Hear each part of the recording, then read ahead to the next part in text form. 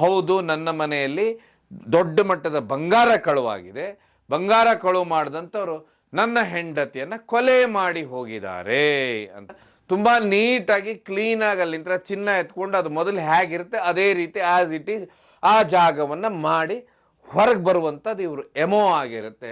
ಪೊಲೀಸರು ಏನಾದರೂ ಹಿಟ್ಟು ಒಂದೇ ಇರುತ್ತೆ, ಅದನ್ನ ಅವ್ರಿಗೇನಾದರೂ ನೀರು ದೋಸೆ ಹಾಕ್ಬೇಕಂದ್ರೆ ನೀರಾಗಿ ಹಾಕ್ತಾರೆ, ಏನಾದ್ರೂ ಗಟ್ಟಿಯಾಗಿ ದೋಸೆ ಮಾಡ್ಬೇಕಂದ್ರೆ ಗಟ್ಟಿ ದೋಸೆ ಮಾಡ್ಬೇಕಂದ್ರೆ ದಪ್ಪನ ದೋಸೆ ಮಾಡಬೇಕಂದ್ರೆ ಸೊ ಹೀಗಾಗಿ FIR ಅಲ್ಲಿ ಏನ್ ಮಾಡ್ಬಿಟ್ಟಿರ್ತಾರೆ, ಡಾಕ್ಟರ್ ಏನಿರ್ತಾರೆ ಅವರಿಗೆ ಬಿಗಿಯಾಗುವಂತ ಕಾನೂನುಗಳನ್ನ ಬರೆದು ಹೋಗ್ಬಿಟ್ಟಿರ್ತಾರೆ. ಯಾಕಂದ್ರೆ ಇದಕ್ಕೆ ಏನ್ ಹೇಳ್ತಾರೆ, ತನಿಖೆ ಅಂತಾರೆ.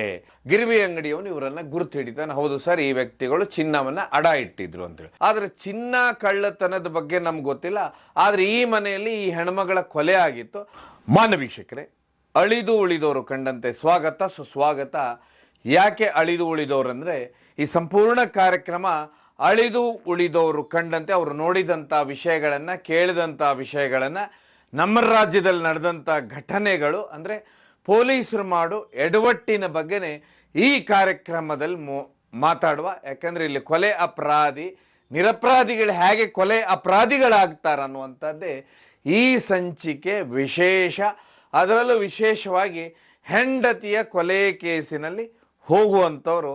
ಹೀಗಾಗಿ ಈ ಕಾರ್ಯಕ್ರಮವನ್ನು ಕೊನೆವರೆಗೆ ನೋಡಿ, ಯಾಕಂದ್ರೆ ಇಲ್ಲಿ ಹೆಂಡತಿಯ ಕೊಲೆ ಕೇಸು ಹೇಗೆ ಗಂಡನ ಮೇಲೆ ಬರುತ್ತೆ, ಯಾವ ರೀತಿ ಪೊಲೀಸರು ದೋಸೆ ಹಿಟ್ಟಿರುತ್ತೆ ಆ ಹಿಟ್ಟನ್ನು ಅವರು ನೀರು ದೋಸೆನೂ ಹಾಕ್ಬೋದು, ಹೇಗೆ ಗಟ್ಟಿ ದೋಸೆನೂ ಹಾಕ್ಬೋದು, ಆ ರೀತಿ ಪೊಲೀಸರು ತಮಗೆ ಹೇಗೆ ಆಗಬೇಕು ಹಾಗೆ ಕೇಸನ್ನು ತಿರುಗಿಸ್ತಾರೆ ಅನ್ನೋದಕ್ಕೆ ಇವೆರಡು ಬೆಸ್ಟ್ ಎಕ್ಸಾಂಪಲ್ ಆಗುತ್ತೆ. ಒಂದಂತೂ ನಿಮ್ಗೆ ಹೇಳ್ತೀನಿ, ಇದು ಮೊನ್ನೆನೇ ಮಾತಾಡಿದ್ದು ನಾವು, ಇದರ ಬಗ್ಗೆ ಹೆಚ್ಚು ನಾನು ಮಾತಾಡೋದಿಲ್ಲ, ಸಂಕ್ಷಿಪ್ತವಾಗಿ ನಿಮಗೆಲ್ಲ ಗೊತ್ತಿರುತ್ತೆ. ಇತ್ತೀಚೆಗೆ ನಮ್ಮ ರಾಜ್ಯದಲ್ಲಿ ಘಟನೆ ಒಂದು ನಡೆಯುತ್ತೆ. ಏನಂತ ಹೇಳಿದ್ರೆ, ಗಂಡ ಅವನ ಹೆಂಡತಿ ಮನೆಗೆ ಬರೋದಿಲ್ಲ, ಹೀಗಾಗಿ ಮಿಸ್ಸಿಂಗ್ ಆಗ್ತಾಳಂಥೇಳಿ ಎಲ್ಲೋ ಹೋಗಿದ್ದಾಳಂಥೇಳಿ 3 ದಿವಸ ಕಾಯ್ತಾನೆ. ಕಾದಾದ ನಂತರ ಕೂಲಿ ಕೆಲಸ ಮಾಡುವಂಥ ವ್ಯಕ್ತಿ ಪೊಲೀಸ್ ಸ್ಟೇಷನ್ ಹೋಗಿ ಕಂಪ್ಲೇಂಟ್ ಕೊಡ್ತಾನೆ. ಕಂಪ್ಲೇಂಟ್ ಕೊಟ್ಟುಕೊಳ್ಳೇನೆ ಪೊಲೀಸರು ಕಂಪ್ಲೇಂಟ್ ತೊಗೊಳ್ತಾರೆ. ಕೊಡುವ ಸಮಯದಲ್ಲಿ ಹೇಳ್ತಾನೆ ಗಂಡ, ಇಂಥ ಊರಿಗೆ ಹೋಗಿದ್ದಾಳು ಅವಳು ಮೊಬೈಲ್ ನಂಬರ್ ಇದು, ಅವಳಿಗೆ 2 ಮಕ್ಕಳಿದ್ದಾರೆ, ಅದರ ಮಧ್ಯಾಹ್ನ ಎಲ್ಲರನ್ನು ಬಿಟ್ಟು ಮನೆ ಬಿಟ್ಟು ಹೋಗಿದ್ದಾಳವಳು ಅಂತ ಹೇಳಿ ಹೇಳ್ತಾನೆ. ಯಾವಾಗ ಗಂಡ ಇಷ್ಟು ಕಂಪ್ಲೇಂಟ್ ಕೊಟ್ಟು ಅವನ ಪಾಡಿಗೆ ಅವನು ಬಂದು ಬಿಡ್ತಾನೆ. 1 ವರ್ಷದ ನಂತರ ಏನು ಪೊಲೀಸರಿಗೆ ಅದೇ ಭಾಗದಲ್ಲಿ ಒಂದು ಡೆಡ್ ಬಾಡಿ ಸಿಗುತ್ತೆ. ಅಂದ್ರೆ ಅದು ಪೂರ್ತಿ ದೇಹ ಕೊಳದ ಸ್ಥಿತಿಯಲ್ಲಿರುತ್ತೆ, ಅಸ್ಥಿ ಪಂಜರವಾಗಿರುತ್ತೆ. ಆ ಅಸ್ಥಿ ಪಂಜರವನ್ನು ತಗೊಂಡು ಬರ್ತಾರೆ. ತಗೊಂಡು ಬಂದು ಎಲ್ಲಾ ಕೇಸನ್ನು ಚೆಕ್ ಮಾಡ್ತಾರೆ. ಇದರಲ್ಲಿ ಒಬ್ಬ ಗಂಡ ಹೆಂಡತಿ ಕಳೆದಿರ್ತಾಳಂತ ಕಂಪ್ಲೇಂಟ್ ಕೊಟ್ಟಿರ್ತಾನೆ. ಆ ವ್ಯಕ್ತಿನ ಫೋನ್ ನಂಬರ್ ನೋಡ್ತಾರೆ, ಅವನಿಗೆ ಕರೆಸ್ತಾರೆ. ಅವನಿಗೆ ಹೇಳ್ತಾಳೆ, ನಿನ್ನ ಹೆಂಡತಿ ಮನೆಗೆ ಬಂದ್ಲೇನಪ್ಪ? ಬಂದಿಲ್ಲ ಅಂತಾನೆ. ನೀನು ನಿನ್ನ ಹೆಂಡತಿನ ಕೊಲೆ ಮಾಡಿದೀಯಾ? ಸ್ವಾಮಿ, ನಾನೆಲ್ಲಿ ಕೊಲೆ ಮಾಡಿದ್ದೇನೆ, ಇನ್ನೊಬ್ಬನ ಜೋಡಿ ಅವಳು ಹೋಗಿದ್ದಾಳೆ, ನಾನೇ ಕೊಲೆ ಮಾಡ್ಲಿ ಅಂತ ಹೇಳಿಕೊಳ್ಳೇನೆ. ಆ ನಂತರ ಏನ್ ಮಾಡ್ತಾರೆ ಪೊಲೀಸರು, ಇಲ್ಲ ನೀನು ಅವನನ್ನೂ ಕೊಲೆ ಮಾಡಿದ್ಯಾ ಇಂಥ ಜಾಗದಲ್ಲಿ, ಅವಳನ್ನು ಇಂಥ ಜಾಗದಲ್ಲಿ ಕೊಲೆ ಮಾಡಿದ್ಯಾ, ಈಗ ಅವನ ಬಾಡಿ ತೋರಿಸಿ ನೀನು, ಈಗ ಇವಳು ಬಾಡಿ ಸಿಕ್ಕಿದೆ, ಇದೇ ಅವಳ ದೇಹ ಅಂತೇಳಿ ಕೂತ್ಕೊಂಡು ನಂತರ ಆ ವ್ಯಕ್ತಿಗೆ ಕರೆಂಟ್ ಶಾಕ್ ಕೊಡ್ತಾರೆ, ಟಾರ್ಚರ್ ಕೊಡ್ತಾರೆ. ಇದೆಲ್ಲ ನೀವು ಕೇಳಿಬಿಟ್ಟಿರ್ತೀರಾ. ಕೊನೆಗೆ ಏನ ಹೆಣ್ಮಗಳಿರ್ತಾಳೆ, ಅವರ ತಾಯಿನ ಕರೆಸಿ DNA ಅವ್ರದ್ದು ತಗೊಂಡು ಈ ಎಲ್ಬಿನ DNA FSL ಕಳಿಸ್ತಾರೆ. ಈ ವ್ಯಕ್ತಿ ಮೇಲೆ ಕೊಲೆ ಕೇಸನ್ನ ಬುಕ್ ಮಾಡ್ತಾರೆ. ಬುಕ್ ಮಾಡಿ ಜೈಲಿಗೆ ಕಳಿಸ್ತಾರೆ. ಅದಾದ ಮೇಲೆ ಏನ್ ಮಾಡ್ಬಿಡ್ತಾರೆ ಅಂದ್ರೆ, ಇನ್ನೂ DNA ರಿಪೋರ್ಟ್ ಬಂದಿರೋದಿಲ್ಲ, ಅದ್ರ ಮೊದಲೇ ಚಾರ್ಜ್ ಶೀಟು ಮಾಡಿಬಿಡ್ತಾರೆ. ಇಷ್ಟೆಲ್ಲ ಆಗ್ಬಿಡುತ್ತೆ. ಹೀಗಾಗಿ ಆ ವ್ಯಕ್ತಿ 2 ವರ್ಷ ಜೈಲಲ್ಲಿ ಇರಬೇಕಾಗುತ್ತೆ. 2 ವರ್ಷದ ನಂತರ ಏನು DNA ರಿಪೋರ್ಟ್ ಬರುತ್ತೆ, ಆ ಈ DNA ಹೊಂದಾಣಿಕೆ ಆಗೋದಿಲ್ಲ. ಇದ್ರ ಮೇಲೆ ವಕೀಲರ ಕೇಸನ್ನ ಹೋರಾಟ ಮಾಡಿ ಆ ವ್ಯಕ್ತಿಗೆ ಜಾಮೀನು ಕೊಡಿಸ್ತಾರೆ. ಆ ವ್ಯಕ್ತಿ ಜಾಮೀನು ಬಂದಂತ ವ್ಯಕ್ತಿ ಏನ್ ಮಾಡ್ಬಿಡ್ತಾನೆ ಅಂದ್ರೆ, ಅವನ ಹೆಂಡತಿನ ಅವನೇ ಹೋಗಿ ಹುಡುಕ್ತಾನೆ, ಪೊಲೀಸರ ಕೈಯಲ್ಲಿ ಹಿಡಿಸಿ ಕೊಡ್ತಾನೆ. ಆಗ ಇದು ಯಾವುದೋ ಕೇಸಿಗೆ ಪೊಲೀಸರು ಆ ವ್ಯಕ್ತಿನ 2 ವರ್ಷ ಕಳಿಸಿರ್ತಾರೆ. ಆದ್ರೆ ನಿಜವಾದ ಯಾರ ಮೇಲೆ ಕಂಪ್ಲೇಂಟ್ ಕೊಟ್ಟಿರ್ತಾನೆ, ಯಾರು ಒಳಗೆ ಹೋಗಿರ್ತಾನೆ, ಅವನ ಹೆಂಡತಿ ಇಲ್ಲಿ ಸಿಕ್ಕಿರ್ತಾಳೆ. ಈಗ ಈ ಕೇಸ್ನಲ್ಲಿ ಏನಾದ್ರೂ ಶಿಕ್ಷೆ ಆಗುತ್ತಾ, ಪೊಲೀಸರಿಗೆ ಏನಾದ್ರೂ ಅವ್ರು ಮಾಡಿದ ತಪ್ಪಿಗೆ, ತನಿಖೆ ತಪ್ಪಿಗೆ ಏನಾದ್ರೂ ಆಗುತ್ತಂದ್ರೆ ಆಗುದಿಲ್ಲ ಅಂತಾರೆ ಎಕ್ಸ್ಪರ್ಟ್ಸ್. ಅದಕ್ಕೆ ಒಂದು ಕೇಸನ್ನ ಹೇಳ್ತೇನೆ. ಈ ಕೇಸ್ ಕೇಳಿದಾಗ ನಿಮ್ಗೆ ಅರ್ಥ ಆಗುತ್ತೆ ಈ ಕೇಸು. ಯಾಕಂದ್ರೆ ಇಲ್ಲಿದ್ದಂತ ವ್ಯಕ್ತಿ ಕೂಲಿ ಮಾಡುವಂತ ವ್ಯಕ್ತಿ. ಇದೇ ರೀತಿನೇ ಕರಾವಳಿ ಭಾಗದಲ್ಲಿ ಒಂದು ಕೇಸ್ ಆಗುತ್ತೆ. ಈ ಕೇಸಿನಲ್ಲಿ ಒಬ್ಬರು ಪ್ರತಿಷ್ಠಿತ ಡಾಕ್ಟರ್ ಏನ್ ಮಾಡ್ಬಿಡ್ತಾರೆ ಅಂತ ಹೇಳಿದ್ರೆ, ಎಂದಿನಂತೆ ತಮ್ಮ ಬೆಳಗಿನ ಕ್ಲಿನಿಕ್ ಮುಗಿಸ್ಕೊಂಡು ತಮ್ಮ ಮನೆಗೆ ಹೋಗ್ತಾರೆ. ಮನೆಗೆ ಹೋದ ಕೂಡಲೇ ಹೆಂಡತಿ ಕೊಲೆಯಾಗಿ ಬಿದ್ದಿರ್ತಾರೆ. ಶಾಕಿಗೆ ಒಳಗಾಗಿ ಅವರು ಅಲ್ಲೇ ಕೂತ್ಕೊಳ್ತಾರೆ. ಕೂತ್ಕೊಂಡ ನಂತರ ಅಕ್ಕಪಕ್ಕದವರೆಲ್ಲ ಓಡಿ ಬರ್ತಾರೆ. ನಂತರ ಅವರು ಪೊಲೀಸರಿಗೆ ಫೋನ್ ಮಾಡಿ ಹೇಳ್ತಾರೆ. ಪೊಲೀಸರು ಏನು ಮಾಡ್ತಾರೆ, ಅಲ್ಲಿ ಆ ಸ್ಪಾಟಿಗೆ ಬರ್ತಾರೆ. ಸ್ಪಾಟಿಗೆ ಬಂದಂಥವ್ರು ಏನು ಮಾಡಿಬಿಡ್ತಾರೆ ಅಂದರೆ ಎಲ್ಲ ಅದನ್ನೇ ಏನೆಲ್ಲ ಚೆಕ್ ಮಾಡ್ತಾರೆ. ಗಂಡನ ಹತ್ರ ಆ ಸಮಯಕ್ಕೆ ಕೆಲವೊಂದು ಪ್ರಶ್ನೆನ ಕೇಳ್ತಾರೆ. ಆಗ ಅವರು ಹೇಳುವಂಥ ಸ್ಥಿತಿಯಲ್ಲಿ ಇರೋದಿಲ್ಲ, ಯಾಕಂದ್ರೆ ದಿಗ್ಭ್ರಮೆಗೊಳಗಾಗಿರ್ತಾರೆ. ಇದಾದ ಮೇಲೆ ಹೆಣ್ಣು ಮಗಳ ಕೊಲೆ, ಅದನ್ನು ವಿಶೇಷವಾಗಿ ಮಧ್ಯಾಹ್ನದ ಸಮಯದಲ್ಲಿ ಇದು ದೊಡ್ಡ ಮಟ್ಟದಲ್ಲಿ ಸುದ್ದಿ ಆಗುತ್ತೆ. ಯಾವಾಗ ಸುದ್ದಿ ಆಗುತ್ತೆ ಆಗ ಬೇರೆ ಬೇರೆ ಹೋರಾಟಗಾರರು ಏನು ಮಾಡ್ತಾರೆ, ಹೋರಾಟವನ್ನು 2ನೇ ದಿವಸದಿಂದ ಪ್ರಾರಂಭ ಮಾಡ್ತಾರೆ. ಪೊಲೀಸರು ಸರಿಯಾಗಿ ಕಾನೂನನ್ನು ಪಾಲಿಸ್ತಾ ಇಲ್ಲ, ಸರಿಯಾಗಿ ಬಂದೋಬಸ್ತು ಗಸ್ತು ನಡೀತಾ ಇಲ್ಲ, ಹೀಗಾಗಿ ಹಾಡು ಹಗಲೇ ಕೊಲೆಗಳು ನಡೀತಾವೆ ಈ ಊರಲ್ಲಿ ಅನ್ನುವಂಥದ್ದು ದೊಡ್ಡ ಮಟ್ಟದ ಸುದ್ದಿ ಆಗುತ್ತೆ. ಆಗ ಇದೇ ಸಮಯಕ್ಕೆ ಗಂಡನ್ನ ವಿಚಾರಣೆಗೆ ಪೊಲೀಸರು ಕರೆದಾಗ, ಹೌದು ನನ್ನ ಮನೆಯಲ್ಲಿ ದೊಡ್ಡ ಮಟ್ಟದ ಬಂಗಾರ ಕಳುವಾಗಿದೆ, ಬಂಗಾರ ಕಳುವು ಮಾಡಿದಂಥವ್ರು ನನ್ನ ಹೆಂಡತಿಯನ್ನ ಕೊಲೆ ಮಾಡಿ ಹೋಗಿದ್ದಾರೆ ಅಂತ. ಆಗ ಬಂಗಾರ ಕಳುವಾಗಿದೆ ಅಂತೇಳಿ ನೀವು ಕೊಲೆಯಿಂದ ತಪ್ಪಿಸ್ಕೊಳ್ಳೋದಕ್ಕೆ ನೀವು ರಾಬ್ರಿನ ಸೇರಿಸ್ತಾ ಇದ್ದೀರಾ, ತಪ್ಪಿಸಿಕೊಳ್ಳುವುದಕ್ಕೋಸ್ಕರ ನೀವೇನ್ ಮಾಡ್ತಾ ಇದ್ದೀರ ಅಂದ್ರೆ ರಾಬ್ರಿ ಆಗಿದೆ ಅಂತ ಹೇಳ್ತಾ ಇದ್ದೀರ ಅಂತೇಳಿ ಏನು ಹಿಂದೆ ಮುಂದೆ ವಿಚಾರಣೆ ಮಾಡೋದಿಲ್ಲ, ಸೀದಾ ಒಳಗೆ ಹಾಕಿಬಿಡ್ತಾರೆ. ಯಾಕೆಂದ್ರೆ ಹೊರಗಡೆ ಸುಮಾರು ಸ್ಟ್ರೈಕ್ಗಳು ನಡೀತಾ ಇದೆ, ಕಾನೂನು ಸುವ್ಯವಸ್ಥೆ ಪಾಲನೆ ಸರಿಯಾಗಿ ನಡೀತಾ ಇಲ್ಲ ಅಂಥೇಳಿ. ಇದ್ರ ಮಧ್ಯೆನೇ ಒಂದು ಘಟನೆ ಆಗ್ಬಿಡುತ್ತೆ. ಏನು ಈ ಕೇಸ್ ಯಾವತ್ತು ಆಗಿರುತ್ತೆ ಆವತ್ತಿನ ದಿವಸನೇ ಅದೇ ಪೊಲೀಸ್ ಸ್ಟೇಷನ್ ಅಲ್ಲಿ ಇನ್ಸ್ಪೆಕ್ಟರ್ ಅಂದ್ರೆ ಅಸಿಸ್ಟೆಂಟ್ ಠಾಣಾ ಇನ್ಸ್ಪೆಕ್ಟರ್ ಏನ್ ಮಾಡಿರ್ತಾರೆ ಅಂದ್ರೆ 4 ಜನರನ್ನ ತಗೊಂಡು ಬಂದಿರ್ತಾರೆ. ಸರ್ ಇವ್ರನ್ನ ಅನುಮಾನಾಸ್ಪದವಾಗಿ ನಮಗ್ ಕಂಡ್ರಿ ವ್ಯಕ್ತಿಗಳು ಅಂತ. ಆಗ ಏನಲ್ಲಿ ಸ್ಟೇಷನ್ ಇನ್ಚಾರ್ಜ್ ಇರ್ತಾರೆ, ಅವ್ರು ಹೇಳ್ತಾರೆ ಯಾವ ಅನುಮಾನಾಸ್ಪದ, ಇವ್ರು ನೋಡಿದ್ರೆ ಸೇಲ್ಸ್ ಮ್ಯಾನ್ಗಳಿದ್ದಾರೆ, ಅವ್ರನ್ನೆಲ್ಲ ಹಿಡ್ಕೊಂಡು ಬರೋದು ಅಂದ್ರೆ ಟೆನ್ಷನ್ ನಲ್ಲಿ, ಸರಿ ಅವ್ರನ್ನ ಬಿಟ್ಟು ಕಳಿಸಿ ಅಂತ ಹೇಳಿ ಬಿಟ್ಟು ಬಿಡ್ತಾರೆ. ಯಾವಾಗ ಪ್ರತಿಷ್ಠಿತ ಡಾಕ್ಟರ್ನೇ ಬಂಧನ ಮಾಡ್ತಾರೆ ಆಗ ಮತ್ತೆ ಇನ್ನೊಂದು ಸಮಸ್ಯೆ ಆಗುತ್ತೆ. ಇಲ್ಲಿ ಸರಿಯಾದ ತನಿಖೆ ನಡೆದಿಲ್ಲ ಅಂತ ಮತ್ತೆ ಸ್ಟ್ರೈಕ್ ಪ್ರಾರಂಭವಾಗ್ತವೆ. ಯಾಕಂತ ಹೇಳಿದ್ರೆ ಸ್ವಲ್ಪ ಕನ್ಫ್ಯೂಷನ್ಸ್ ಇದೆ, ಇಲ್ಲಿ ಸರಿಯಾಗಿಲ್ಲ ಅಂತ ಹೇಳಿ. ಆಗ ಈ ತನಿಖೆನ ಏನು ಮಾಡುತ್ತೆ ಸರ್ಕಾರ COD ಕೊಡುತ್ತೆ. ಯಾಕಂದ್ರೆ ಅವಾಗ CID ಇರೋದಿಲ್ಲ, COD ಇರುತ್ತೆ. ಹೀಗಾಗಿ COD ಕೊಡುತ್ತೆ. ಆವಾಗ COD ಆಫೀಸರ್ಸು ಬೆಂಗಳೂರಿನಿಂದ ಅಲ್ಲಿಗೆ ಬರ್ತಾರೆ. ಬೆಂಗಳೂರಿನಿಂದ ಬಂದಂಥವ್ರು ತನಿಖೆನ ತಮ್ಮದು ಪ್ರಾರಂಭ ಮಾಡ್ತಾರೆ. ಮೊದಲಿಗೆ ಯಾಕಂತ ಹೇಳಿದ್ರೆ ಇಲ್ಲಿ ಸುಮಾರು ವಿಷಯಗಳಲ್ಲಿ ಗೊಂದಲಮಯದ ಗೂಡಾಗಿರುತ್ತೆ ಈ ಕೇಸಿನಲ್ಲಿ. ಡಾಕ್ಟರ್ ಅವರ ಉತ್ತರಗಳು ದಿಗ್ಭ್ರಮೆಯಲ್ಲಿ ಉತ್ತರಗಳಿರ್ತವೆ, ಆ ರಾಬ್ರಿ ಆಗಿರುವುದು ಕೆಲವೊಂದು ವಿಷಯಗಳು. ಆಮೇಲೆ ಪೊಲೀಸರು ಅಲ್ಲಿ ಬರ್ದಿದ್ದಂತ ಹೇಳಿದ್ರೆ, ನಾನು ಮೊದಲಿಗೆ ಹೇಳಿದೆ ಪೊಲೀಸರು ಏನಾದರೂ ಹಿಟ್ಟು ಒಂದೇ ಇರುತ್ತೆ, ಅದನ್ನ ಅವ್ರಿಗೇನಾದರೂ ನೀರು ದೋಸೆ ಹಾಕ್ಬೇಕಂದ್ರೆ ನೀರಾಗಿ ಹಾಕ್ತಾರೆ.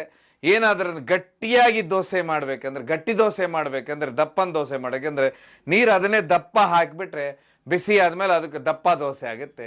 ಸೊ ಹೀಗಾಗಿ FIR ಏನ್ ಮಾಡ್ಬಿಟ್ಟಿರ್ತಾರೆ, ಡಾಕ್ಟರ್ ಏನಿರ್ತಾರೆ ಅವರಿಗೆ ಬಿಗಿಯಾಗುವಂತ ಕಾನೂನುಗಳನ್ನ ಬರೆದು ಹೋಗ್ಬಿಟ್ಟಿರ್ತಾರೆ. ಯಾಕೆಂದ್ರೆ ಇದಕ್ಕೆ ಏನ್ ಹೇಳ್ತಾರೆ ಅಂದ್ರೆ ತನಿಖೆ ಅಂತಾರೆ. ಈ ತನಿಖೆ ಅನ್ನೋದು ಇವ್ರ ಕೈಯಲ್ಲೇ ಇರುತ್ತೆ. ಯಾವ ರೀತಿ ಯಾವುದಕ್ಕೆ ಯಾವ್ಯಾವ ಸೆಕ್ಷನ್ ಸೇರಿಸ್ತಾ ಹೋಗ್ಬೇಕು ಅದು ಸರಿಯಾಗಿ ಸೇರಿಸಿ ಬಿಟ್ಟಿರ್ತಾರೆ. ಅಂದ್ರೆ ಇವರೇ ಅಪರಾಧಿ ಸ್ಥಾನದಲ್ಲಿ ನಿಲ್ಲಬೇಕು, ಆ ರೀತಿ ಸೇರಿಸಿಬಿಟ್ಟಿರ್ತಾರೆ. ಯಾಕಂದ್ರೆ ಹೊರಗೇನು ಸ್ಟ್ರೈಕ್ ನಡೀತಾ ಇರುತ್ತೆ, ಅಲ್ಲಿ ಉತ್ತರ ಹೋಗ್ಬೇಕು, ಮುಂದೆ ತನಿಖೆ ಆದ್ರೂ ಉತ್ತರ ಹೋಗ್ಬೇಕು. ಯಾಕಂದ್ರೆ ತುಂಬಾ ಎಕ್ಸ್ಪರ್ಟ್ಸ್ ಹೇಳ್ತಿರ್ತಾರೆ, ಈ ಚಾರ್ಜ್ ಶೀಟು ಅಂದ್ರೆ ಹೇಗಿರುತ್ತೆ ಅಂದ್ರೆ, ಇದನ್ನ ಒಂದು ಕಡೆ ತಿರುಗಿಸಿದ್ರೆ ಮನಸ್ಸು ಮಾಡಿಬಿಟ್ರೆ ಪೊಲೀಸರು ಏನಾದ್ರು ಅದು ಚಾರ್ಜ್ ಶೀಟ್ ಆಗುತ್ತೆ ಅಂತೆ. ಅವ್ರಿಗೆ ಅದೇನೋ ಸ್ವಲ್ಪ ಅವ್ರಿಗೆ ಬೇಡ ಅನ್ಸ್ಬಿಟ್ರೆ ಅದನ್ನ ಈ ರೀತಿ ತಿರುಗಿಸ್ಬಿಟ್ರೆ ಅದು B ರಿಪೋರ್ಟ್ ಆಗುತ್ತೆ. B ರಿಪೋರ್ಟ್ ಹಾಕ್ಬಿಟ್ರೆ ಮುಂದೆ ಯಾರಾದ್ರೂ ಅಲಿಗೇಷನ್ ಮಾಡಿದ್ರೆ ಮತ್ತೆ ಆ ಕೇಸನ್ನ ಪ್ರಾರಂಭ ಮಾಡ್ಬೋದು. ಆ ರೀತಿ ಪೊಲೀಸರ FIRಗಳು ಆ ರೀತಿ ಇರ್ತಾವಂತೇಳಿ ಈ ಕೇಸಲ್ಲಿ ನಡೀತೆ. ಆ ನಂತರ COD ಅವರು ಬರ್ತಾರೆ. ಬೆಂಗಳೂರಿನಿಂದ ಬರುವಂಥವ್ರು CODಯ ಹೇಮಂತ್ ಕುಮಾರ್ ಅಧಿಕಾರಿ ಬರ್ತಾರೆ. ತುಂಬಾ ಹೆಸರಿರುತ್ತವ್ರಿಗೆ ಖಡಕ್ ಅಧಿಕಾರಿ ಅಂತ ಹೇಳಿ. ಹೀಗಾಗಿ ಬಂದಂತ ಹೇಮಂತ್ ಕುಮಾರ್ ಅವರು ನೇರವಾಗಿ ಅಲ್ಲಿಂದ ಆ ಮನೆ ಎಲ್ಲಿ ಕೊಲೆಯಾಗಿದೆ ಆ ಮನೆಗೆ ಹೋಗ್ತಾರೆ. ಅಲ್ಲಿ ಯಾವುದೇ ಕಳ್ಳತನದ ಕುರುಹು ಅಂದ್ರೆ ಕಳ್ಳತನದ್ದೇನು ಅಷ್ಟೇನು ಕಾಣಿಸೋದಿಲ್ಲ. ಎಲ್ಲ ಚೆಕ್ ಮಾಡ್ತಾರೆ, ನೋಡ್ತಾರೆ. ಮತ್ತೆ ಒಂದು ಸರಿ FIR ಏನೇನಾಗಿದೆ ಏನಿಲ್ಲ ಅಂತ ಎಲ್ಲ ತಾಳೆ ಮಾಡ್ತಾ ಹೋಗ್ತಾರೆ. ಆದ್ರೆ ಅವರಿಗೆ ಒಂದು ಮನಸ್ಸಿನಲ್ಲಿ ಒಂದು ನಿರ್ಧಾರಕ್ಕೆ ಬರ್ತಾರೆ. ಎಲ್ಲೋ ಒಂದು ಕಡೆ ಅಂದ್ರೆ ಅವರಿಗೆ ಈ ಕ್ವಶನ್ ಅಂತ ಹೇಳಿದ್ರೆ ಇದು ಸರಿಯಾಗಿ ಯಾವುದು ಬ್ಯಾಲೆನ್ಸ್ ಆಗ್ತಾ ಇಲ್ಲ ಅಂತ ಹೇಳಿದ್ರೆ, ಇಲ್ಲಿ ಗಂಡ ಅಂದ್ರೆ ಡಾಕ್ಟರ್ ಕೊಲೆ ಮಾಡಿದಾರೆ ಅಂತ ಹೇಳಿ ಯಾವುದೇ ರೀತಿಯ ಲಭ್ಯ ಸಾಕ್ಷ್ಯಾಧಾರಗಳು ದೊರೆಯುವುದಿಲ್ಲ. ಆದ್ರೆ FIR ಏನಿರುತ್ತೆ ಅದು ತುಂಬಾ ಟೈಟ್ ಆಗಿ ಅವ್ರ ಕಡೆನೆ ಹೋಗೋ ತರ ಬರ್ದಿರ್ತಾರೆ. ಇದಾದ್ಮೇಲೆ ಕಾಲಕ್ರಮೇಣ ದಿನ ಕಳೀತೆ ಅದಾಗ್ಲೇನೆ 80 ದಿವಸ ಆಗಿರುತ್ತೆ. ಏನು ಈ COD ಅಧಿಕಾರಿ ಇರ್ತಾರೆ, ಇವರಿಗೆ COD ಇಂದ ಸ್ವತಂತ್ರ ಪೊಲೀಸ್ ಠಾಣೆಗೆ ಇವರ ವರ್ಗಾವಣೆ ಆಗುತ್ತೆ. ಯಾವಾಗ ವರ್ಗಾವಣೆ ಆಗುತ್ತೆ, ಇವರು ಹೋಗೋ ತಯಾರಿ ಮಾಡ್ತಿರ್ತಾರೆ. ಆಗ ಮೇಲ್ ನಿಂತ್ರೆ ಕಮಿಷನರ್, ನೀವು COD ಯಲ್ಲಿದ್ರ, ಯಾವುದೆಲ್ಲ ಕೇಸನ್ನ ಯಾವ್ಯಾವ ತನಿಖೆಗಳು ಪೆಂಡಿಂಗ್ ಇದಾವ ಅಂದ್ಕೊಳ್ಳೇನೆ ಅವ್ರು ಈ ಕೇಸಿನ ಪೆಂಡಿಂಗ್ ಹೇಳ್ತಾರೆ. ಯಾಕಂದ್ರೆ ಈ ಕೇಸು ದೊಡ್ಡ ಮಟ್ಟದಲ್ಲಿ ಸಂಚಲನ ಸೃಷ್ಟಿಸಿರುತ್ತೆ. ಆಗ ಅವ್ರು ಹೇಳ್ತಾರೆ, ಇಲ್ಲ ದಯವಿಟ್ಟು ಈ ಕೇಸನ್ನ ನೀವು ಮುಗಿಸಿ ನಂತರ ನೀವು ಅಲ್ಲಿಂದ ರಿಲೀವ್ ಆಗಬೇಕು, ನೀವು ಫೈನಲ್ ಆಗಿ ಚಾರ್ಜ್ ಶೀಟ್ ಸಲ್ಲಿಸಲೇಬೇಕು ಅಂತ ಹೇಳಿ. ಆಗ ಇವ್ರು ಏನ್ ಮಾಡ್ತಾರೆ, ಹೇಮಂತ್ ಕುಮಾರ್ ಅವರು ಆ ಕೇಸನ್ನ ಎಲ್ಲಾ ಕಡೆ ನೋಡ್ತಾರೆ. ನೋಡಿದ ನಂತರ ಅವರು ಒಂದು ನಿರ್ಧಾರಕ್ಕೆ ಬಂದು ಚಾರ್ಜ್ ಶೀಟ್ ಬರೀತಾರೆ. FIR ನಲ್ಲಿ ಏನೆಲ್ಲ ಪುಷ್ಟೀಕರಿಸುತ್ತೆ ಆ ವಿಷಯವನ್ನೇ ತಗೊಂಡು ಅವರು ಬರೆದು ಬಿಡ್ತಾರೆ. ಯಾಕಂದ್ರೆ ಇಲ್ಲಿ ಬೇರೆ ರೀತಿ ಯಾವುದು ಅವರಿಗೆ ಅವ್ರು ಹೋದಾಗ ಎವಿಡೆನ್ಸು ಸಿಗುವುದಿಲ್ಲ, ಕಾಣೋದಿಲ್ಲ. ಆಮೇಲೆ ಅವ್ರಿಗೆಲ್ಲೋ ಒಂದು ಕಡೆನೆ ಅರ್ಧಂಬರ್ಧವಾಗಿ ನಿರ್ಧಾರದಲ್ಲೇನೆ ಅವ್ರು ಬರೆದು ಬಿಡ್ತಾರೆ. ಚಾರ್ಜ್ ಶೀಟ್ ಸಲ್ಲಿಕೆಯನ್ನ ಮಾಡಿಬಿಡ್ತಾರೆ. ಯಾಕಂದ್ರೆ ಚಾರ್ಜ್ ಶೀಟ್ ಸಲ್ಲಿಕೆ ಆದ ನಂತರ ಅವ್ರು ಅಲ್ಲಿಂದ ರಿಲೀವ್ ಆಗಿ ಹೋಗ್ಬೇಕಾಗಿರುತ್ತೆ. ಹೀಗಾಗಿ ಚಾರ್ಜ್ ಶೀಟ್ ಸಲ್ಲಿಸಿದ ನಂತರ ಅವರು COD ಇಂದ ನಿರ್ಗಮಿಸ್ತಾರೆ, ಅಲ್ಲಿಂದ ಹೊರಡ್ತಾರೆ. ಅವ್ರು ಪೊಲೀಸ್ ಸ್ಟೇಷನ್, ಅವ್ರು ಯಾವ ಇಂಡಿವಿಜುವಲ್ ಪೊಲೀಸ್ ಸ್ಟೇಷನ್ ಟ್ರಾನ್ಸ್ಫರ್ ಆಗ್ತಾರೆ, ಅಲ್ಲಿಗೆ ಹೋಗಿ ಅವರ ಕೆಲಸ ಪ್ರಾರಂಭವಾಗುತ್ತೆ. ಯಾವಾಗ ಚಾರ್ಜ್ ಶೀಟ್ ಸಲ್ಲಿಕೆ ಆಗುತ್ತೆ, ಆಗ ಇಲ್ಲಿರುವಂಥ ಪ್ರತಿಷ್ಠಿತ ವ್ಯಕ್ತಿ ಡಾಕ್ಟರ್ ಏನಿದ್ದಾರೆ ಅವ್ರಿಗೆ ಜಾಮೀನಾಗುತ್ತೆ. ಎಲ್ಲ ಕೇಸ್ಗಳಲ್ಲೂ ಹೀಗೇನೆ ಒಮ್ಮೆ ಚಾರ್ಜ್ ಶೀಟನ್ನು ಸಲ್ಲಿಕೆ ಆದ ನಂತರ ಅದು ಕೋರ್ಟಿನಲ್ಲಿ ಕೇಸ್ ಆಗುತ್ತೆ, ನಂತರ ಶಿಕ್ಷೆ ಎಲ್ಲ ಪ್ರಕಟವಾಗೋದು. ಹೀಗಾಗಿ ಅವರು ಜಾಮೀನಿನಲ್ಲಿ ಹೊರಗೆ ಬರ್ಬೋದು. ಅವರು ಜಾಮೀನಿನಲ್ಲಿ ಹೊರಗೆ ಬರ್ತಾರೆ. ಹೊರಗೆ ಬಂದಂಥವ್ರು ಅವರನ್ನು ಡಿಪೆಂಡ್, ಅಂದರೆ ಆ ಕೇಸಲ್ಲಿ ನಾನು ಕೊಲೆ ಮಾಡಿಲ್ಲ ಅನ್ನೋದಕ್ಕೆ ಅವರು ಅದ್ಭುತವಾದ ವಕೀಲರನ್ನ ಇಡ್ತಾರೆ. ಕೋರ್ಟಲ್ಲಿ ಈ ಕೇಸು ಪ್ರಾರಂಭವಾಗುತ್ತೆ. ಇದ್ರ ಮಧ್ಯೆ ಅವ್ರ ಮೇಲೆ ಒಂದು ಪಟ್ಟ ಇರುತ್ತೆ, ಹೆಂಡತಿಯನ್ನ ಕೊಂದವರು ಇದ್ದೇ ಇರುತ್ತೆ ಮನಸ್ಸಲ್ಲಿ. ಇದಾದ ಮೇಲೆ ದಿನಕ್ಕೆ ಮುಂದೆ ಹೋಗ್ತಾ ಇರುತ್ತೆ. ಇದರ ಮಧ್ಯ ಬೆಳವಣಿಗೆ ನಡೀತೆ. ಅದು ಬೆಂಗಳೂರು ಪೂರ್ವ ಭಾಗದ ಒಂದು ಪೊಲೀಸ್ ಸ್ಟೇಷನ್ನಲ್ಲಿ ಒಂದು ರಾತ್ರಿ 4 ಜನ ಕಳ್ಳರು ಸಿಕ್ಕಂತವ್ರನ್ನ ಏನ್ ಮಾಡ್ತಾರೆ, ಪೊಲೀಸರು ಎತ್ಕೊಂಡು ಬರ್ತಾರೆ. ಅಲ್ಲಿ ಇದ್ದಂತ ಪ್ರಾಮಾಣಿಕ ಅಧಿಕಾರಿ ಏನಿರ್ತಾರೆ ಅವರು ಸ್ಟೇಷನ್ಗೆ ಬಂದು ಇವರು ಕಳ್ಳತನದ ಕೇಸ್, ಅಂದ್ರೆ ಒಂದು ರಾಬ್ರಿ ಕೇಸನ್ನು ಅವ್ರು ಹುಡುಕ್ತಾ ಇರ್ತಾರೆ. ಅದರ ವಿಚಾರಣೆಗೆ ಇವ್ರ ಮೇಲೆ ಸಸ್ಪೆಕ್ಟ್ ಆಗುತ್ತೆ. ಹೀಗಾಗಿ ಅವ್ರನ್ನ ಕರ್ಕೊಂಡು ಬಂದು ವಿಚಾರಣೆ ಮಾಡ್ತಾರೆ. ಯಾಕೋ ಅವ್ರಿಗೆ ಡೌಟ್ ಬಂದ್ಕೊಳ್ಳೇನೆ ಅವರ ವಿಚಾರಣೆಯನ್ನು ತೀವ್ರಗತಿ ಮಾಡ್ತಾರೆ. ಏರೋಪ್ಲೇನು ಎಲ್ಲ ಏರಿಸ್ಲಿಕ್ಕೆ ಶುರು ಮಾಡ್ತಾರೆ. ಆಗ ಅವರು ತಮ್ಮ ಹಳೇ ಕೇಸು ಅಂತ ಹೇಳಿದ್ರೆ ಒಂದು ಕೇಸನ್ನು ಬಾಯ್ಬಿಡ್ತಾರೆ. ನಾವು ಈ ರೀತಿ ಕರಾವಳಿ ಭಾಗದಲ್ಲಿ ಒಂದು ಮನೆಗೆ ನಾವು ಹೋದಂಥವ್ರು, ಆಗ ಅಲ್ಲಿ ಹೆಣ್ಮಗಳ ಅಡ್ಡ ಬಂದಂಥವ್ರಿಗೆ ನಾವು ಚಾಕು ಅಲ್ಲಿ ಹೊಡಿತೇವೆ. ಅಲ್ಲಿಂದ ನಾವು ಚಿನ್ನವನ್ನೇ ಎತ್ಕೊಂಡು ಬಂದಿದ್ದೇವೆ. ಆ ಚಿನ್ನ ಕದ್ದಿದ್ದು ನಾವೇ. ಅದನ್ನ ಕರಾವಳಿ ಪಕ್ಕದ ಜಿಲ್ಲೆಯಲ್ಲಿ ಹೋಗಿ ಗಿರ್ವಿ ಅಂಗಡಿಯಲ್ಲಿ ಅಡ ಇಟ್ಟಿದ್ದೇವೆ. ಅದು ಬಿಟ್ರೆ ನಾವು ಈ ಕೇಸಿಗೆ ನಮಗೆ ನೀವು ಯಾವ್ದು ಕೇಳ್ತಾ ಇದ್ರೆ ಆ ಕೇಸಿಗೆ ನಮಗೆ ಸಂಬಂಧ ಇಲ್ಲ ಅಂದ್ಬಿಡ್ತಾರೆ. ಆಗ ಅವ್ರೇನ್ ಮಾಡ್ಬಿಡ್ತಾರಂತ ಹೇಳಿ, ಯಾವಾಗ ಸಂಬಂಧ ಇಲ್ಲ ಅಂತಾರಂದ್ರೆ ಇವ್ರು ಈ ಕಳ್ಳತನ ಆದ್ರೂ ಮಾಡಿದಾರ ಇಲ್ಲ ಅಂತ ಗೊತ್ತಾಗಬೇಕಲ್ಲ, ಅದಕ್ಕೆ ಏನ್ ಮಾಡ್ಬಿಡ್ತಾರೆ, ಕರಾವಳಿಯ ಪಕ್ಕದ ಜಿಲ್ಲೆಗೆ ಆ 4 ಜನರನ್ನ ಆ ಪೊಲೀಸ್ ಇನ್ಸ್ಪೆಕ್ಟರ್ ತುಂಬಾ ಖಡಕ್ ಆಗಿರ್ತಾರೆ, ಪ್ರಾಮಾಣಿಕವಾಗಿರ್ತಾರೆ. ಅವ್ರು ಅಲ್ಲಿ ಕರ್ಕೊಂಡು ಹೋಗ್ತಾರೆ ಗಿರ್ವಿ ಅಂಗಡಿಗೆ ಹೋಗಿ ನಿಲ್ಸಿದಾಗ ಗಿರ್ವಿ ಅಂಗಡಿಯವನು ಇವರನ್ನ ಗುರುತು ಹಿಡಿತಾನೆ. ಹೌದು ಸರ್, ಈ ವ್ಯಕ್ತಿಗಳು ಚಿನ್ನವನ್ನ ಅಡ ಇಟ್ಟಿದ್ರು ಅಂತೇಳಿ. ಆಗ ಆ ಚಿನ್ನನ ರಿಕವರಿ ಮಾಡಿ ಈ 4 ಜನನ ಕರ್ಕೊಂಡು ಹೋಗ್ತಾರೆ. ಯಾವ ಜಾಗ ಹೇಳ್ತಾ ಇದ್ರೆ ಆ ಸ್ಟೇಷನ್ ಲಿಮಿಟ್ಸಿಗೆ ಕರ್ಕೊಂಡು ಹೋಗ್ತಾರೆ. ಆ ಸ್ಟೇಷನ್ ಒಳಗೆ ಕರ್ಕೊಂಡು ಹೋದ ಕೂಡಲೇನೆ ಅಲ್ಲಿ ಏನಂತ ಹೇಳಿದ್ರೆ ಅಲ್ಲಿ ಅಧಿಕಾರಿಗಳಂದ್ರೆ ಈಗ ಕರ್ಕೊಂಡೋಗಿ ನಿಲ್ಲಿಸ್ತಾರೆ. ಇವ್ರನ್ನ ನಿಲ್ಲಿಸಿ, ನಿಮ್ಮಲ್ಲಿ ಈ ರೀತಿ ಆಗಿತ್ತಾ ಅಂತ. ಹೌದು ಸರ್, ಈ ರೀತಿ ಆಗಿತ್ತು, ಆದ್ರೆ ಚಿನ್ನ ಕಳ್ಳತನದ ಬಗ್ಗೆ ನಮ್ಗೆ ಗೊತ್ತಿಲ್ಲ. ಆದ್ರೆ ಈ ಮನೆಯಲ್ಲಿ ಈ ಹೆಣ್ಮಗಳ ಕೊಲೆ ಆಗಿತ್ತು. ಆ ಕೊಲೆಯಲ್ಲಿ ಗಂಡನ ಮೇಲೇನೆ ಕೇಸ್ ಆಗಿದೆ. ಪೊಲೀಸ್ ಆಫೀಸರು ತನಿಖೆ ಮಾಡಿದ್ದಾರೆ. COD ಅವರು ಬಂದು ತನಿಖೆ ಮಾಡಿ ಚಾರ್ಜ್ ಶೀಟ್ ಅನ್ನ ಕೋರ್ಟ್ಗೆ ಸಲ್ಲಿಸಿದ್ದಾರೆ. ಈಗ ಕೇಸು ಕೋರ್ಟಲ್ಲಿ ನಡೀತಾ ಇದೆ. ಆ ಚಾರ್ಜ್ ಶೀಟ್ ಅನ್ನು ಓದಿದಾಗ ಗಂಡ ಇಲ್ಲಿ ಸುಳ್ಳು ಆರೋಪ ಮಾಡಿದಾರಂತಿರು, ಚಿನ್ನ ಕಳುವಾಗಿದೆ ಅನ್ನೋದು ಸುಳ್ಳು ಆರೋಪ. ಆಗ ಕೇಳ್ತಾರವರು ಈ ವ್ಯಕ್ತಿಗಳಿಗೆ, ಅಲ್ಲ ನೀವೇನಲ್ಲಿ ಚಲ್ಲಾಪಿಲ್ಲಿ ಮಾಡಿರ್ಲಿಲ್ಲೇನಪ್ಪ ಅಂತ. ಆಗ ಇವರು ಎಷ್ಟೇ ವ್ಯವಸ್ಥಿತವಾಗಿರ್ತಾರಂದ್ರೆ ಇವರು ಯಾವುದೇ ಕಳ್ಳತನಕ್ಕೆ ಹೋಗುವತ್ತಿಗೆ ಸೇಲ್ಸ್ ಮ್ಯಾನ್ಗಳ ಡ್ರೆಸ್ ಅನ್ನ ಹಾಕೊಂಡಿರ್ತಾರೆ. ಸೇಲ್ಸ್ ಮಾಡೋ ನೆಪದಲ್ಲಿ ಪ್ರತಿಷ್ಠಿತರು ಶ್ರೀಮಂತರ ಮನೆಯನ್ನ ಹೋಗ್ತಿರ್ತಾರೆ. ಒಳಗೆ ಹೋದ ನಂತರ ಅವರನ್ನ ಅಲ್ಲಿ ಕೊಲ್ತಾ ಇರ್ತಾರೆ.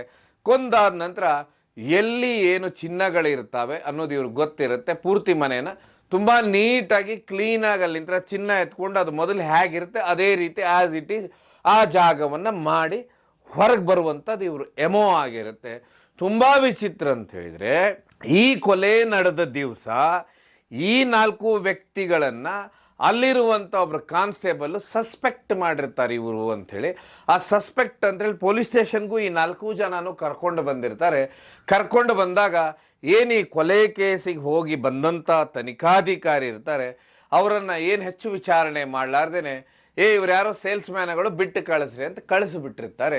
ಅದಾದ್ಮೇಲೆ ಏನು ಮಾಡ್ತಾರೆ, ಈ ಪ್ರಾಮಾಣಿಕ ಅಧಿಕಾರಿ, ಬೆಂಗಳೂರಿನ ಪೂರ್ವ ಭಾಗದ ಅಧಿಕಾರಿ ಏನಿರ್ತಾರೆ, ಚಿನ್ನದ ಸಮೇತ ಆ 4 ಜನರನ್ನ ಕರ್ಕೊಂಡು ತಮ್ಮ ಪೊಲೀಸ್ ಸ್ಟೇಷನ್ಗೆ ಬರ್ತಾರೆ. ಬಂದಂಥವ್ರು ಏನು ಮಾಡಿಬಿಡ್ತಾರೆ, ಯಾರು COD ಅಧಿಕಾರಿ ಇರ್ತಾರೆ ಅವರಿಗೆ ಫೋನ್ ಮಾಡಿ ಕೇಳ್ತಾರೆ, ಸರ್ ಈ ರೀತಿ ತನಿಖೆ ಮಾಡಿದ್ರ ನೀವು, ಕೊನೆಗೆ ನೀವು ಚಾರ್ಜ್ ಶೀಟು ಸಲ್ಲಿಸಿದ್ರಲ್ಲಿ ಈ ರೀತಿ ಸಮಸ್ಯೆಗಳಾಗಿದೆ, ಇಲ್ಲಿ ಅಸಲಿ ಕೊಲೆಗಾರರೇ ಬೇರೆ ಇದ್ದಾರೆ, ಹೌದಾ? ಆಮೇಲೆ ಅವರಿಂದ ನಾವು ಚಿನ್ನವೂ ವಸೂಲಿ ಮಾಡಿದ್ದೇವೆ. ತುಂಬಾ ವಿಚಿತ್ರ ಅಂತ ಹೇಳಿದ್ರೆ ಅದೇ ಮನೆಯಲ್ಲಿದ್ದಂಥ ಚಿನ್ನಗಳು ಸಿಕ್ಕಿದಾವೆ, ಗಿರ್ವಿ ಅಂಗಡಿಯವನು ಅವರನ್ನ ಗುರ್ತು ಹಿಡಿದಿದ್ದಾನೆ ಅಂತ ಎಲ್ಲ ವಿಷಯಗಳನ್ನ ಹೇಳ್ತಾರೆ. ಆಗ ಅವ್ರು ಏನ್ ಮಾಡ್ಬಿಡ್ತಾರೆ, ಹೌದು ಸರಿ, ಈಗ ಕೇಸು ಕೋರ್ಟಲ್ಲಿ ನಡೀತಾ ಇದೆ, ನಾವು ಕೆಲವೊಂದು FIR ಮತ್ತೊಂದು ನೋಡ್ಕೊಂಡು ನಾನು ಕೇಸ್ ಚಾರ್ಜ್ ಶೀಟ್ ಮಾಡಿದ್ದೇವೆ, ಈಗ ಏನು ಮಾಡ್ಲಿಕ್ಕೆ ಆಗುತ್ತೋ ಇಲ್ಲೋ ನನಗೆ ಗೊತ್ತಿಲ್ಲ ಅನ್ನುವಂಥದ್ದೊಂದು ಪ್ರಶ್ನಾರ್ಥಕ ಚಿಹ್ನೆಯನ್ನಿಟ್ಟು ತಂಪಾಡಿ ತಾವು ಸುಮ್ಮನಾಗ್ಬಿಡ್ತಾರೆ. ಆದ್ರೆ ಈ ಪ್ರಾಮಾಣಿಕ ಅಧಿಕಾರಿಗೆ ಒಂದು ಮನಸ್ಸಲ್ಲಿ ಬರುತ್ತೆ, ಒಂದು ವೇಳೆ ಈ ರೀತಿಯ ಕೊಲೆಗಳಾಗ್ಬಿಟ್ರೆ, ಗಂಡನೇ ಹೆಂಡತಿಯನ್ನ ಕೊಲೆ ಮಾಡಿದ್ರೆ, ಒಂದು ಅವ್ರ ಮಕ್ಕಳ ಕಣ್ಣಲ್ಲಿ ಆ ತಂದೆ ಏನಾಗ್ತಾನೆ, ಇನ್ನೊಂದು ಅವನ ಕುಟುಂಬಸ್ಥರ ಯೋಚನೆ ಏನ್ ಮಾಡ್ತಾರೆ, ಸಮಾಜ ಯಾವ ರೀತಿಯಿಂದ ಯಾವ ರೀತಿಯಿಂದ ನೋಡುತ್ತೆ ಅನ್ನುವಂಥದ್ದು ಅವ್ರ ಮನಸ್ಸಲ್ಲಿ ಯಾವಾಗ ಬರುತ್ತೆ. ಆಮೇಲೆ ಇದರಲ್ಲಿ ವಿಶೇಷವಾಗಿ ಏನೀಗ ಈ ವ್ಯಕ್ತಿಗಳು ಎವಿಡೆನ್ಸ್ ಸಮೇತ ಈ 4 ಜನ ಸಿಕ್ಕಾಕೊಂಡಿದ್ದಾರೆ, ಅಲ್ಲಿ ನೋಡಿದ್ರೆ ಅವ್ರು ನಿರಪರಾಧಿ, ಅವ್ರ ಮೇಲೆ ಕೊಲೆ ಮಾಡಿದಾರ ಅನ್ನುವಂಥ ಕೇಸ್ ಇದೆ ಅನ್ನುವಂಥದ್ದು ಅವ್ರಿಗೆ ತುಂಬಾ ಮನಸ್ಸಿಗೆ ಕಾಡುತ್ತೆ ಅಧಿಕಾರಿಗೆ. ಹೀಗಾಗಿ ಅವ್ರು ಏನ್ ಮಾಡ್ಬಿಡ್ತಾರೆ, ನೇರವಾಗಿ ಕಮಿಷನರ್ ಹತ್ರ ಹೋಗ್ತಾರೆ. ಕಮಿಷನರ್ ಹತ್ರ ಹೇಳ್ತಾರೆ, ಆದಿದ್ದ ಘಟನೆ ಯಾವ್ಯಾವ ರೀತಿ ನಡೀತು, ಏನೇನಾಗಿದೆ, ಏನಿಲ್ಲ, ನಾನೇನೋ ಕೇಸ್ ಪತ್ತೆ ಮಾಡ್ಲಿಕ್ಕೆ ಹೋಗಿ ಈ ಕೇಸು ನನ್ನ ಮುಂದೆ ಬಂದುಬಿಟ್ಟಿದೆ ಸರ್. ಈಗ ಹೇಳ್ತಾರೆ ತನಿಖಾಧಿಕಾರಿ, ಹಿಂದೆ ಮಾಡಿದಂಥವರೆಲ್ಲ ಹೇಳ್ತಾರೆ, ಈಗಾಗಲೇ ಕೋರ್ಟಲ್ಲಿ ಕೇಸ್ ಇದೆ, ಏನು ಮಾಡೋದು ಅಂತ ಹೇಳಿದ್ರೆ, ಅದಕ್ಕೆ ನೀವೇನು ತಲೆ ಕೆಡಿಸ್ಕೋಬೇಡಿ, ನೀವು ಹೇಳಿದ್ದು ಸರಿನೇ, ಗಂಡನ ಮೇಲೆ ಆರೋಪ ಬಂತಂದ್ರೆ ಸಮಾಜ ನೋಡೋ ದೃಷ್ಟಿನೂ ಬೇರೆ ಇರುತ್ತೆ, ಇಲ್ಲಿ ಒಬ್ಬ ನಿರಪರಾಧಿಗೆ ಶಿಕ್ಷೆ ಆಗಬಾರ್ದಂದ್ರೆ ಚಾರ್ಜ್ ಶೀಟ್ ಇದೆ, ಆ ಚಾರ್ಜ್ ಶೀಟ್ನಲ್ಲಿ ಈ 4 ಜನರ ಹೆಸರನ್ನ ಸೇರಿಸಿ ಇವರು ಯಾರತ್ರ ಚಿನ್ನವನ್ನ ಇಟ್ಟಿದ್ರು ಗಿರ್ವಿ ಅಂಗಡಿಯವನ್ನ ಕರ್ಕೊಂಡೋಗಿ ಕೋರ್ಟ್ ಮುಂದೆ ಹಾಜರು ಮಾಡಿ ಇದರ ಸತ್ಯಾಸತ್ಯತೆಯನ್ನು ತಿಳಿಸಿ ಅಂಥೇಳಿ ಸಂಪೂರ್ಣವಾಗಿ ಹೇಳ್ತಾರೆ. ಕೋರ್ಟ್ಗೆ ಈ 4 ಜನನು ಕರ್ಕೊಂಡೋಗಿ, ಯಾರು ಸಾಕ್ಷಿ ಇದ್ದಾನೆ ಗೋಲ್ಡ್ ತಗೊಂಡಂತನೋ ಅವನ್ನ ಅವ್ರ ಸೆಕ್ಯೂರಿಟಿಯಲ್ಲೇ ಕರ್ಕೊಂಡೋಗಿ ನ್ಯಾಯಾಧೀಶರ ಮುಂದೆ ನಿಲ್ಲಿಸಿ ಅವರು ಈ ಕೇಸನ್ನ ಏನೇನಾಯ್ತಂತ ಸಂಪೂರ್ಣವಾಗಿ ಹೇಳ್ತಾರೆ. ಆಗ ಏನು ಆ ಕೊಲೆ ಕೇಸಿನಲ್ಲಿ ಆ ಪ್ರತಿಷ್ಠಿತ ವ್ಯಕ್ತಿ ಏನಿರ್ತಾರೆ, ಡಾಕ್ಟರ್ ಇರ್ತಾರೆ, ಅವರು ಅಲ್ಲಿ ನಿರಪರಾಧಿ ಅಂತೇಳಿ ಹೊರಗೆ ಬರ್ತಾರೆ. ಹೊರಗೆ ಬಂದಾದ ನಂತರ ಈ 4 ಜನರ ಮೇಲೆ ಆ ಕೇಸು ಪ್ರಾರಂಭವಾಗತ್ತೆ. ಇದಕ್ಕೆ ಹೇಳೋದು, ಯಾವತ್ತೂ ಕೊಲೆ ಕೇಸು ಭಾರಿ ಎಡವಟ್ಟಾಗಿರ್ತವೆ, ಆದ್ರೆ ಕೆಲವೊಂದು ಕಡೆ ಪ್ರಾಮಾಣಿಕ ಅಧಿಕಾರಿಗಳು ಯಾರಾದರೂ ಅವ್ರ ನಸೀಬ್ ಚೆನ್ನಾಗಿತ್ತು, ಅವ್ರು ಬಂದ್ರು ಅಂತ ಹೇಳಿದ್ರೆ ಈ ರೀತಿ ಬಚಾವ್ ಆಗೋ ಚಾನ್ಸಸ್ ಇರುತ್ತೆ. ಒಂದು ವೇಳೆ ಅದ್ರ ಪಾಡಿಗೆ ಅದು ಅವ್ರದ್ದು ಯಾಕೆ ಬೇಕು, ನಮ್ಗೆ ಅವ್ರ ಸುದ್ದಿ ನಮ್ಗೆ ಯಾಕೆ ಬೇಕು ಅಂತ ಯಾರಾದರೂ ಅಧಿಕಾರಿಗಳು ಕೂತ್ಕೊಂಡ್ರು ಅಂತ ಹೇಳಿದ್ರೆ ಆಗ ಏನಾಗುತ್ತೆ, ನಿರಪರಾಧಿಯು ಅಪರಾಧಿ ಸ್ಥಾನದಲ್ಲಿ ಹೋಗುವಂಥ ಸುಮಾರು ಕೇಸುಗಳು ನಡೆದಿವೆ ಅನ್ನೋದಕ್ಕೆ ಈ ಸಾಕ್ಷಿಗಳೇ ಉದಾಹರಣೆ ಅಂತ ಹೇಳ್ತಾ ಈ ಕಾರ್ಯಕ್ರಮವನ್ನು ಮುಗಿಸ್ತೇನೆ. ರಾಜ್ಯದಲ್ಲಿ ಈ ರೀತಿ ಇನ್ನೆಷ್ಟು ಕೇಸುಗಳಿದಾವೋ ನನಗೂ ಗೊತ್ತಿಲ್ಲ, ನಿಮಗೂ ಗೊತ್ತಿಲ್ಲ. ಇದನ್ನ ಸರಿಯಾದ ಇದರ ಸತ್ಯವನ್ನು ಹುಡುಕಿದಾಗಷ್ಟೇ ಗೊತ್ತಾಗುತ್ತಂತ ಹೇಳ್ತಾ ಈ ಕಾರ್ಯಕ್ರಮವನ್ನು ಮುಗಿಸ್ತೇನೆ. ಇದು ಕೇವಲ ಜನಜಾಗೃತಿಗೋಸ್ಕರ. ಕಾರ್ಯಕ್ರಮ ನೋಡಿದ್ದಕ್ಕೆ ಧನ್ಯವಾದ.